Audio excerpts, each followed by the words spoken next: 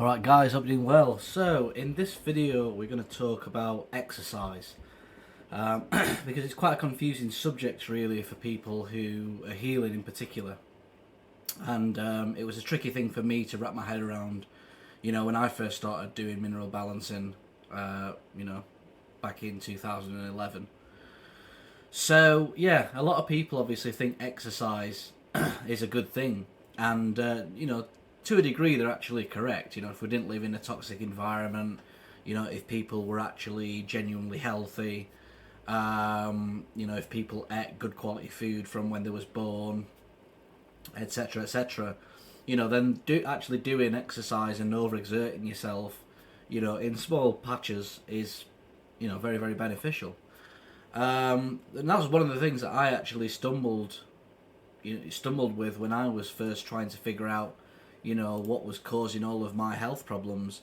Because, when I was young and I was struggling with, brain fog and chronic derealization, and a myriad of different other problems, I was always told, if you're not feeling good, go and exercise. You hear it from doctors. It's just part of society. If you're not feeling good, go and exercise. And that's basically what I did. I was an athlete. I kind of grew up as an athlete. I used to run a lot. I used to do 7 or 8 miles of really intense running quite often. And what I found is that when I finished the intense exercise, for maybe 5 minutes or 10 minutes, I used to get this clarity. I used to get a clarity of thought. My vision improved. And I thought, I'm onto something here. I must be. Yeah, I'm onto something. Basically, was the thought process. So I thought, well, if I'm getting clarity for 5-10 minutes, then I should just do more exercise, and then surely my clarity is gonna, improve. It turned out that didn't actually happen, and it actually ended up making me worse, over a long period of time. But I didn't realise that. Actually until I started reading, about adrenal fatigue and adrenal burnout. So that's what we're going to talk about a little bit in this video, about exercise and how it relates to mineral balancing. So what I've done on hairanalysis.report is I've generated a few hair analysis graphs. I'm going to talk about each of them. So basically, the biggest problem that we've got today is most people, in fact, I would probably say close to 100%, if not 100% of people, when they actually give us a hair test, they've got some degree of adrenal burnout, showing on their hair test. And there's actually quite a few adrenal burnout markers that you should be able to see on our reports. We've actually got 10 of them at the moment, but I wouldn't be surprised if we end up finding more as time goes on. But this is the biggest issue for people these days, is they're actually struggling with adrenal fatigue, adrenal burnout. Now, what's frustrating, if you go to the doctors with fatigue or burnout, you kind of just have a few blood tests, your blood tests come back normal, and it's incredibly frustrating. And the way that the medical industry works, and I hope it sort of improves over time, I know they are getting better in some areas, is that when it comes to adrenal regulation, in their mind, you're either got adrenal issues, or your adrenals are fine. There's no sort of in between bit, when it comes to like adrenal output, and that's basically what they go on. So what we can see on hair analysis is burnout patterns. The most common one really is sodium level. The sodium level is very much connected to the adrenals, and basically, in simple terms, the lower the sodium level, the more burnt out a person tends to be.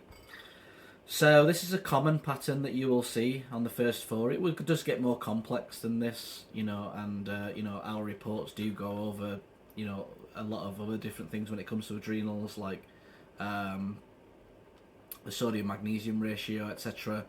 Plays a role. But yeah, in simple terms, if you can look at the sodium level and get a good idea at how severe a person is when it comes to their adrenals and burnout.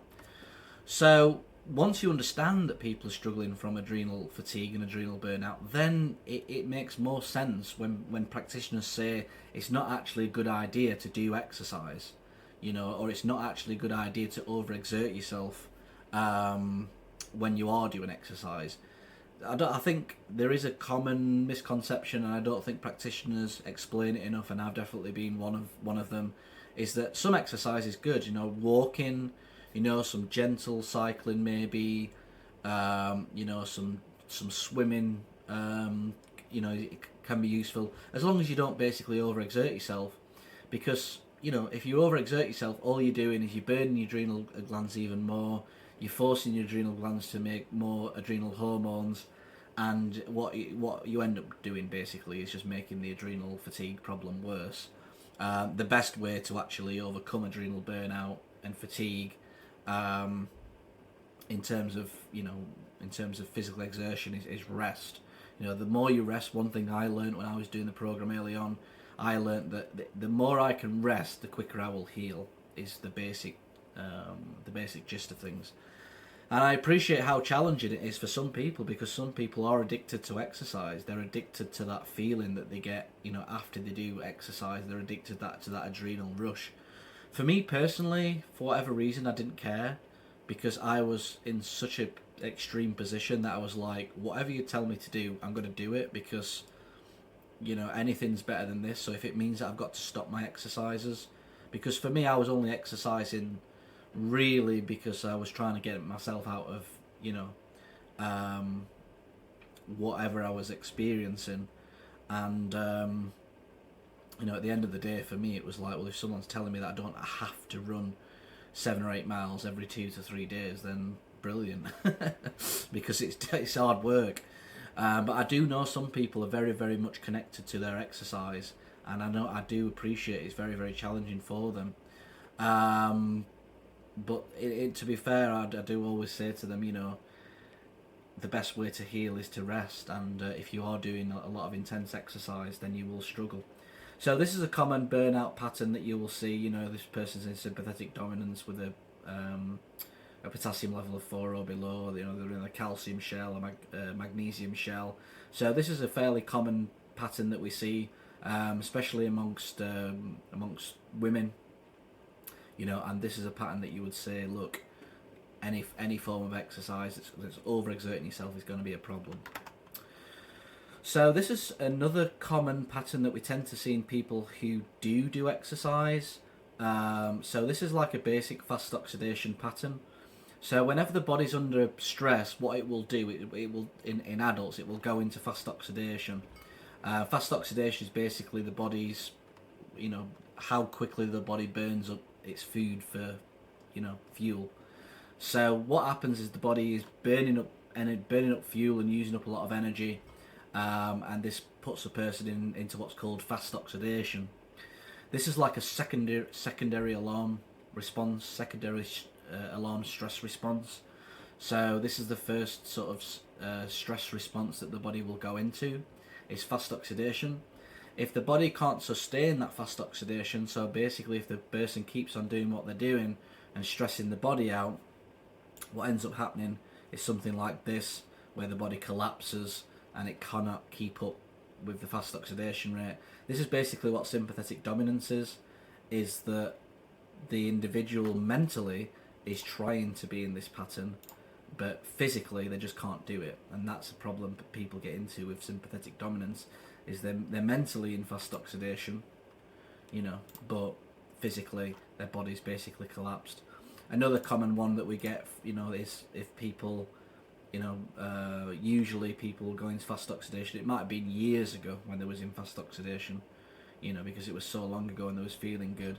Then you can get like a total collapse, which is when you sort of see a 4 low pattern or a 3 low pattern. So yeah, this is fast oxidation. Generally, you do see this often in runners, marathon runners, and I generally find as a practitioner it's hard to get people to stop doing it when they're in this pattern, because they're not generally feeling horrendous like this one. People in this one usually are in a position where they'll just do whatever they can to get out of the situation. The thing is with fast oxidation is that people often do actually feel not too bad. Something's niggling them. They might have sleep issues, they might have some anxiety, you know, they just feel like something's off. They might have a little bit of paranoia if it's really high. So they'll get in touch, you know, and then you'll say, well, you know, one of the reasons why you're in fast oxidation is probably because you're doing marathons, or you're doing this, or you're doing that, and these people generally, I find, struggle to stop because their body just hasn't collapsed yet. So that's an important thing to take note of. So yeah, this is another pattern that people get into when this is, you know, basically complete burnout. This particular one is burnout, 4 lows and sympathetic dominance. So the individual is completely burnt out, where all of the first 4 minerals have just dropped underneath ideal, and they're also mentally trying to keep themselves in this fast oxidation pattern, but it ain't working. The way to get out of this particular pattern is to rest. That is the key to get out of 4 lows, is to basically, you know, put the boat in the dry dock, you know, as many people call it, and just rest. You know, if an individual's not on a 4 low program in this pattern, they usually feel pretty horrendous. If they can get on the supplements, if they can get on the supplements, and you know, learn to rest, learn to use, you know, something like the near-infrared sauna, they will actually feel better, but they'll probably feel, you know, much more exhausted initially. This is one thing that needs to be highlighted actually, is that when you do actually stop the stimulants, I mean, usually these people, you know, sometimes they've actually stopped exercise, these people, because they have realised that it just doesn't work for them at all. But they might be running on worry, or they might be just running around all day working, driving themselves into the ground, similar to people like this. You know, when the stimulants go, whatever it might be an emotional stimulant, a physical stimulant, when they're removed, these people will generally feel more fatigued temporarily because the stimulants have gone. I felt this, and the fatigue that I felt was insane. Luckily for me, I'd done enough reading to realise what was going off. Alright, so you might be thinking, well, is there a place for exercise? I do think there is a place for exercise, but I do think that you know, if your hair analysis pattern is looking pretty bad and you know, unhealthy, I mean, fast oxidation's not really necessarily as bad as this pattern. It's extreme slow oxidation, but you know, especially with a low NAK, if you're in fast oxidation with a low NAK, it's not great. The general advice is, if you've not got a good hair analysis pattern, the best thing to do is to do the program for a number of years. Get out the toxic metals, heal the adrenal glands, heal the thyroid gland, balance out the copper. And what you'll find, you know, as you keep doing the program, when you'll get hair analysis tests, and after a while you'll get into a position whereby you've got little or no hidden copper toxicity indicators. You've got little or no adrenal burnout indicators, and you know, you usually fall into a pattern similar to this, which is like a mild slow oxidation. Some people like myself are in like a mild fast oxidation with an elevated NAK ratio. We call that healthy fast oxidizer. So people in this position, you know, their adrenal glands are working well, you know, their thyroid glands working well. They've done a lot of work on removing toxic metals. They've done a lot of work on, you know, liver decongestion. Can people integrate exercise? Yes, and practitioners do that. You know, and a lot of people know Clark Engelbert from Nutritional Analytics. I know that he goes to the gym. You know, I've started jogging a little bit, and that's the thing. It's like not getting yourself into a position that I used to be in, where it's like doing ridiculous things like 7-mile runs, and I was out sometimes for 8 hours a day. And I loved parkour. You've probably heard of that now, but way back when I was 14, I was one of the first people in England to get into parkour, and I loved it. I did it for like 10 hours a day. I was addicted to it. But now if I go jogging, it'll just be 20-minute blasts, you know. And I think in the gym, just quick you know, quick, high intensity exercises on a short amount of time is beneficial.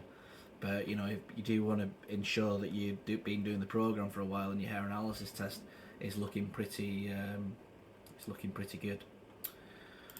All right, guys. So that is everything. If you do want to see, you know, how your hair analysis is looking and how many, you know, indicators you've got of copper and burnout and all that jazz, you know, we do have a great hair analysis application at hairanalysis.report. You can see all the adrenal burnout indicators.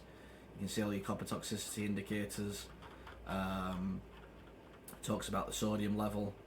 Talks about the the sodium magnesium ratio. You might be a bit confused as to why I'm saying this is a good test and then it's showing other indicators. It's basically because I've not filled out all of the rest of the stuff. Alright guys, thanks for watching, and I'll see you in the next video. Ciao for now.